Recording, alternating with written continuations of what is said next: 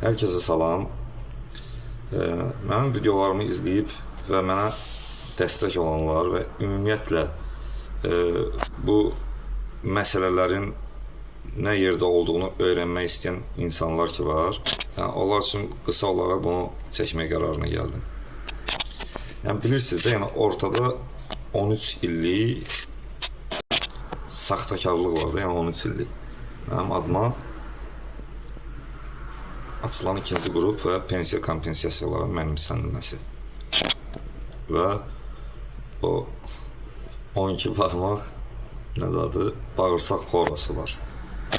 Təsəvvür edirsiniz də, Bakıda hərbi hospitalda mənə fərqli diaqnoz qoyulur.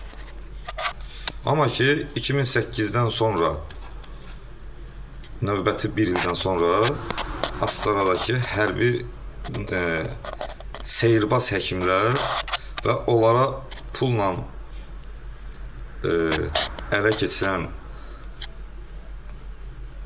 ağsaqqallar, Məmməd Rəsul Şaiq, yəni ki, o öyrənmişəm ki, zon deyirlər ona. Mən şlanq deyirdim öncəki videoda. Yəni mənim mədəmə zon salmadan, yəni belə deyək, uzaqdan uzağa belə, yəqin ki, belə seyrbazdılar deyə, yəqin ki, mən orada olmasam belə onu, yəni necə olubsa, yəni hansısa bir vasitənin yəqin şua ilə, yəqin ki, o, bilmirəm, uzaq məsafədən şey ediblər, o diaqnozu yazıblar ora. İndi mən bu şeyləri etap-etap öyrənməyə çalışmışam. Yəni, belə deyək də, bunları açandan sonra bu mövzuları, yəni əlbəttə ki, yəni bu bir çox insanın yuxusunu qaçırdılar birbaşa. İndi bütün bu gedişatlar, sənədlər, faktlar Daxili İşlər Nazirliyinin portalında, EPS prokurorluq sistemində mövcuddur. Yəni orada öz şeyində, yəni vaxtını gözləyir. Eyni zamanda videolarla ictimaiyyət. İndi bugün, bundan öncəki günlərdə baxıram ki, müəyyən elçilər, yəni elçi deyə bilərəm də, elçilər göndərirlər sağdan soldan belə. Onlar da, elçilər də yəni normal, yəni zaten elçini normal qəbul etmək lazımdır. Onlar da yəni səmimi şəkildə belə mehribancasına, amma dedikləri, danışdıqları sözlər ki var, əsas məsələ onlardır, hansı məqsədə qulluq edir. Yəni ona da toxunacam indi ətraflı. Yəni burada məsələ, yəni 13 illik pensiya kompensasiya, bu pulların mənimsənilməsi hospitalın yazdığı diaqnozla yox, Astaradakı yazılan həkimlərin rəyi ilə orada baş verib. İndi burada, məsəl üçün, deyə bilərsiniz ki, bunu niyə sən əvvəldən görmürdün, bu şeyləri danışmırdın?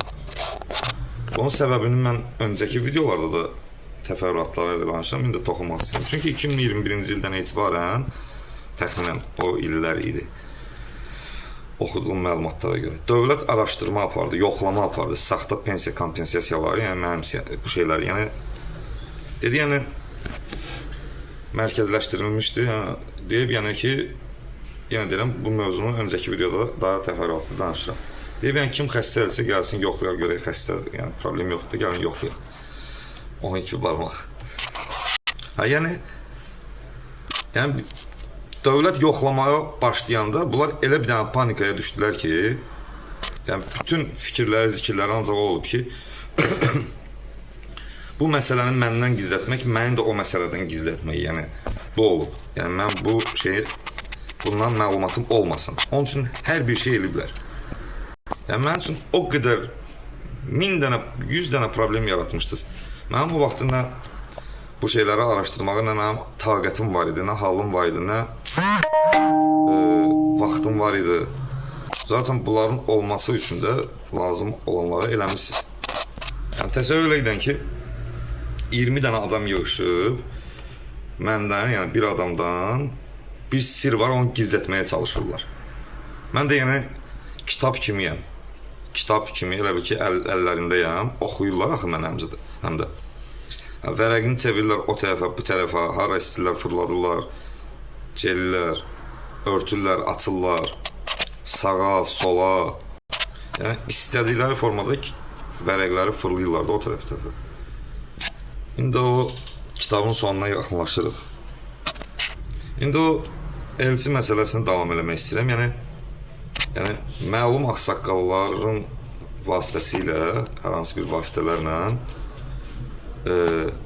o elçilər gəlirlər, danışırlar belə mehribancasına, heç bir belə deyək də yersiz də, yəni əlaqəsi olmadan, əlaqəsi ola bilər. Necə, yəni təsəvvür elə sənin mən 5 aydır, 6 aydır görmürəm, sən gəlirsən mənə deyirsən ki, indi mən bu vəziyyətdə o hər gələn insanları, yəni öz işini görür o da orada.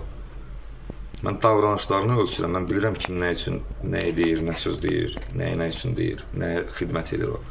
Yəni gəlib demək ki, mən başa düşürəm, zaten sizin bugün deyəcəyim şeylər ki var, onlara onsuz da artıq düşünmürəm ki, ətraf inansın sizin o şeylərinizə.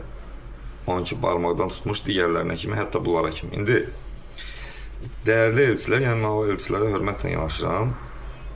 Onlar da səmimi, çoxu da yəni həqiqətən səmimi insanlardır. Sadəcə yəni onları da riskə atırsınız.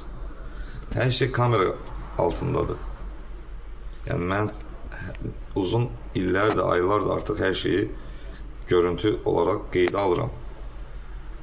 Yəni gəlib mənə demək ki, mənim də pul sıxıntılarım var və s. belə. Yəni ailə problemi və s. belə. Yəni məsələni sanki ailə müstəvisinə dartmağa çalışmaq. Yəni mənsur sən bu deməkdir. Yəni sənin pulun yoxdur, ona görə sən bu videoları çəkirsən. İndi necə ola bilər bu? Mümkündür, yəni elə bir şey. Mənim özümə də maraqlıdır. Yəni onun olmadığı məlumdur. Yəni pul məsələsi və s. digər məsələlərlə bağlı deyil bunlar. Əlbəttə ki. Sadəcə gəlib o burada əsas çatdırmaq istədiyim həm də budur ki, yəni